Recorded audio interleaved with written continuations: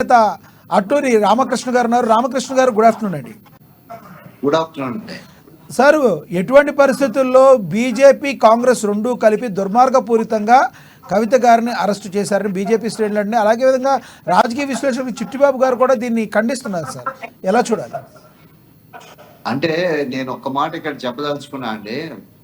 ఇప్పుడు ఎక్కడైనా సరే ఈ యొక్క ఈడీ కానీ లేకపోతే సిబిఐ కానీ లేకపోతే మామూలు పోలీసు కానీ ఎవరైనా కూడా నేరం చేసినటువంటి వ్యక్తులను అరెస్టు చేస్తే దాని మీద ఎంక్వైరీ జరుగుతుంటే దానికి సంబంధించిన విషయాలు ఇట్లా చేయడానికి వీలేదు, అట్లా అన్యాయం ఇట్లా అన్యాయం అనేటటువంటి మాట్లాడేటప్పుడు ఒక్కసారి దానికి సంబంధించిన విషయాలు చూసుకోవాలి.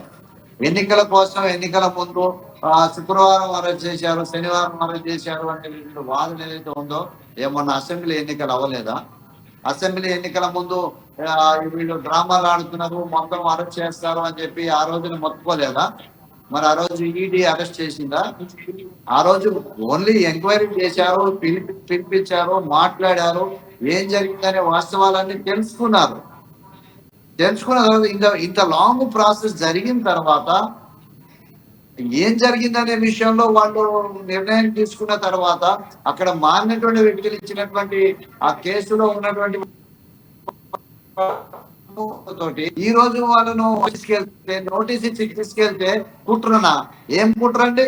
అంటే ఈ దేశంలో ఈడీ కానీ పోలీస్ వ్యవస్థ కానీ సిబిఐ వ్యవస్థ కానీ ఎటువంటి వ్యవస్థలు ఉండకూడదని చెప్పి రూల్ రాశారా?